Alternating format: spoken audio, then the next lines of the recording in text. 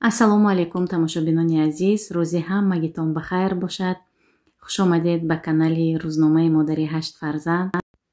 инҷо ҳама каса бо набирам, бо келинам, бо фарзандо хонаи падару модарам рафта истодаем. мол мекушем ва тасмим гирифтем ки шашлик омода мекунем ва ман казан кабоб тайёр мекунам. А почему мы будем с витаминкой барашку гладить?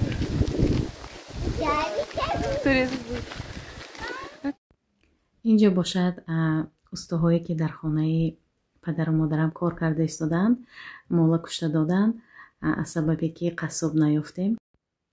инҷо бошад Рустам шашлика пухта истодааст. ман бошад казан кабоб омода карда истодаам ва барои шумо ба пуррагӣ навор кардам. инҷо бошад рецепти казан кабоба барои шумо ба пуррагӣ навор кардам. дар дохили равғани бисёр ана ҳамин хел кам 4 таги картошка, 3-4 бурдаги гӯшт бирён мекунем. хушк шавад бояд ва баъди ҳамаша бирён кардан дар дохили дег медозем ва якҷоя 1 пиёла оба мерезем ва дам мекунем. духтарои азиз, имрӯз ман ба як видеои равон кардам, ман тамошо кардам. видео худатон медонед ки дар бораи ман видео кардагӣ. ман чӣ гуфтаниям? барои эфир кардан мутаассифона ман имрӯз вақт надорам ва пагоҳ дар бораи усто барои шумо ва ишқу муҳаббати усто ва миллионер дастканална нақл мекунам. инҷо гӯшт ва картошкаи бирён кардем гирифтем ва чӣ хеле ки дида истодаед дар дохили дег ҳамаша якҷоя мемонем ва бе равған, бе ягон чиз, ана ҳамин хел зелень ва мурчкати якҷоя мекунем, намак илова мекунем ва дам медозем. тақрибан 45-50 дақиқа мепазад. ана ҳамин хел гӯштҳояш мулоим мебиёд, беҳад болаззат мешавад. инҷо бошад дар бораи ширкати атомӣ ҳам мехостам барои шумо маълумот диҳам. онҳое ки мехоҳанд ки бо ман ҳамкорӣ кунанд, марҳамат ба командаи ман. айни замон ман дар ширкати атомӣ, дар ширкати кореягӣ кор ва фаъолият мекунам. марҳамат гулдухтарони зебо, модарони азиз, хоҳарони гиромӣ, ба командаи ман бо ман ҳамкорӣ кунед. инҷо хӯроки мо ҳам омода шуд.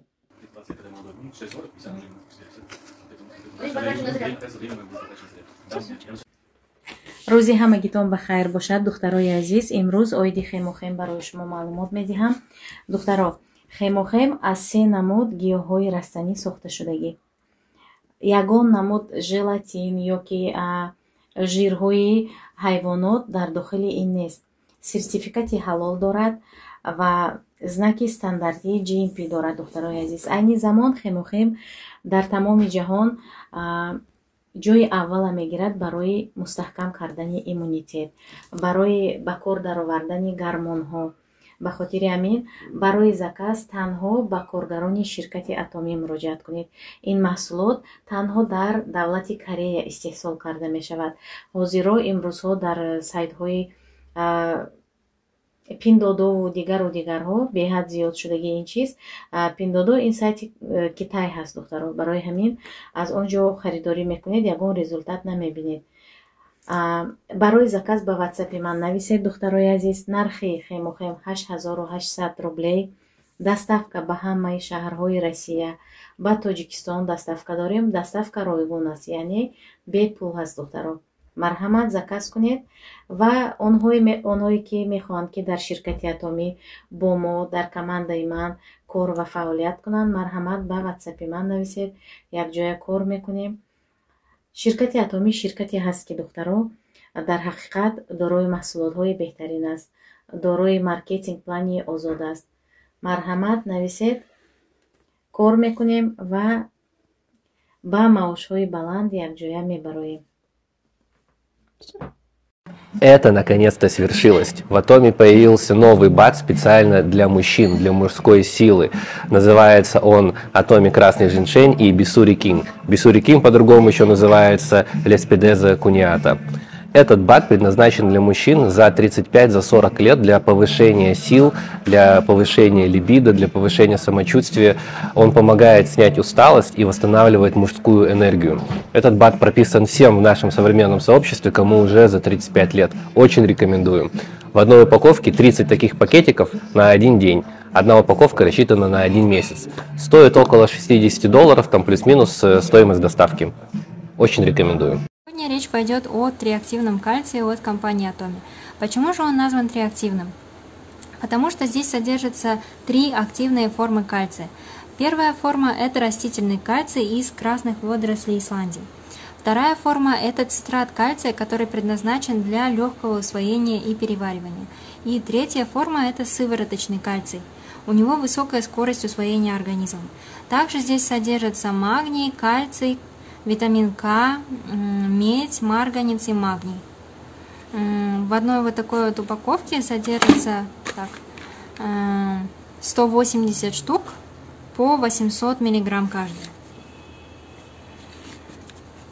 Так, отношение кальция и магния здесь идет 1 к 2, то есть 450 мг на 225 мг магния.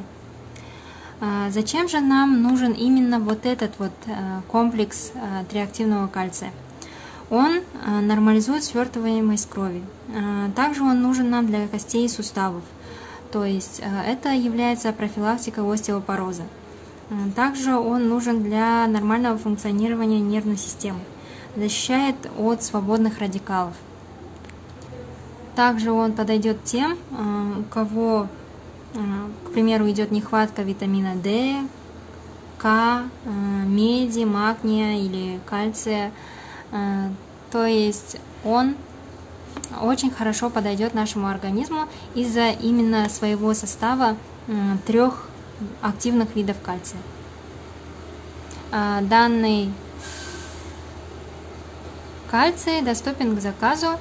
Можете обращаться. Всем желаю здоровья. инҷо бошад тамошобинони гиромӣ рӯзи дигар аст. Барои хӯроки нисфирӯзӣ як хӯроки тоҷикӣ омода кардам. мушкати лӯбиё ва нахудкатӣ беҳад болаззат шуд.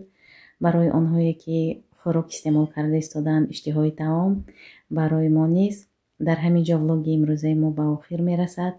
то наворҳои оянда, худо нигаҳбонатон.